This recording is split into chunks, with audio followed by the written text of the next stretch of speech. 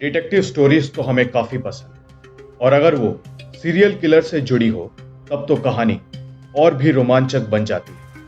लेकिन serial killing नामक जो टर्म है वो आई कहां से? क्या थी इसकी ओरिजिन? कौन था हिस्ट्री का सबसे पहला सीरियल किलर? तो चलिए आज इस राज पर से पर्दा हटा ही लेते हैं और पता कर लेते हैं कि कौन था हिस्ट्री का सबसे पहला सीरियल किलर और कैसे हुई सीरियल किलिंग की शुरुआत। साल 2013 में साइंटिस्ट्स ने एक स्पेनिश गुफा में कुछ मानव अवशेष की खोज की। इस केव को सीमा दे लॉस हुएसोस के नाम से जाना जाता है, जिसका अर्थ है पिट ऑफ द बोन्स या हड्डियों का गड्ढा।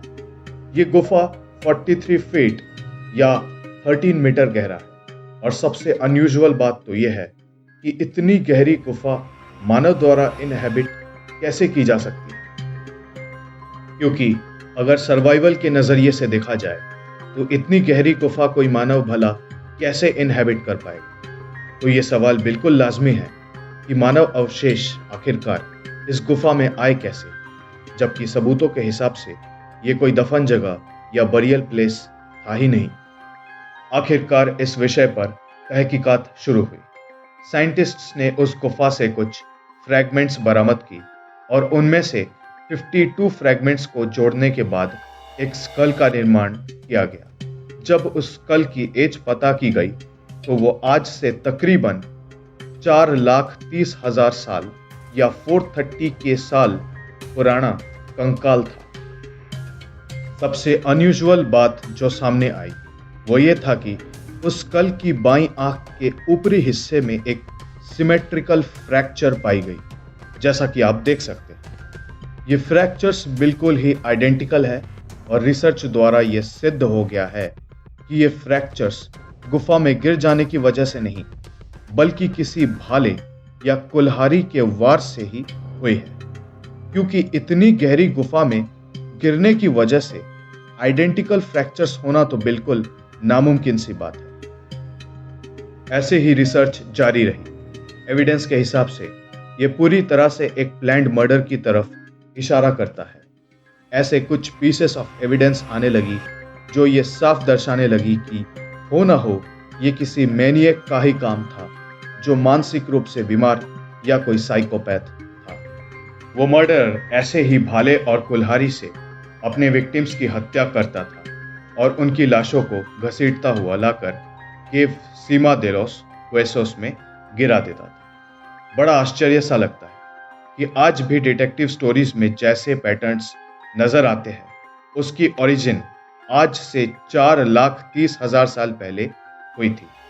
इतना ही नहीं, इसके अलावा 28 और मानव अवशेष उस गुफा में पाए गए हैं और सिद्ध भी हुआ है कि वो सारे वैसे ही विक्टिम्स थे जिन्हें मारकर उस गुफा में गिरा दिया जाता। अगली फैक्ट जो है वो सबसे ध्यान देने योग्य है। इस प्रकार की सबसे पहली ऐसी मर्डर जो कि सबसे पहले होमो सेपियंस के अपीयरेंस से तकरीबन 1,30,000 साल पहले हुई थी।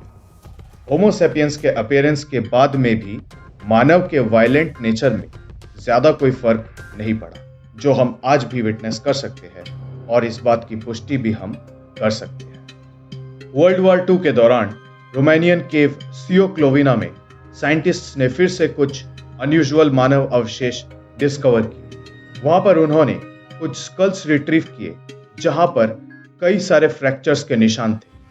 साइंटिस्ट्स ने वैसे स्कल्स की मोल्ड्स बनाए, उसे रेप्लिकेट भी किया। सीरीज ऑफ एक्सपेरिमेंट्स के दौरान यह सिद्ध हो गया कि यह भी एक मर्डर था जो आज से तकरीबन 33 साल पहले हुआ था। साइंटिफिक रिसर्च के शुरुआती दौर पर ह्यूमन नेचर को लेकर 2 अपोजिंग पॉइंट ऑफ व्यूज थे। पहला पॉइंट ऑफ व्यू था थॉमस हॉब्स का, जिनके हिसाब से होमो सेपियंस का नेचर वायलेंट होता है। उनके हिसाब से इवोल्यूशनरी डेवलपमेंट का मुख्य संदर्भ हिंसा या वायलेंस ही है। दूसरा पॉइंट ऑफ व्यू था जॉन जैक्वस रोसो का। उनके हिसाब से ह्यूमन सिविलाइजेशन का मुख्य आधार है कोऑपरेशन और सोशल ग्रुप में एक मेंबर बनने की मंशा। इन दोनों ओपिनियंस के बीच आज भी डिबेट छिड़ी हुई है और शायद आगे भी ये डिबेट जारी रहे। आज के एपिसोड के लिए बस इतना ही। आशा करता हूं आपने इस वीडियो को एंजॉय किया होगा। अगर आपने इसे एंजॉय किया है तो इस वीडियो को लाइक करें, शेयर करें और चैनल को सब्सक्राइब जरूर करें।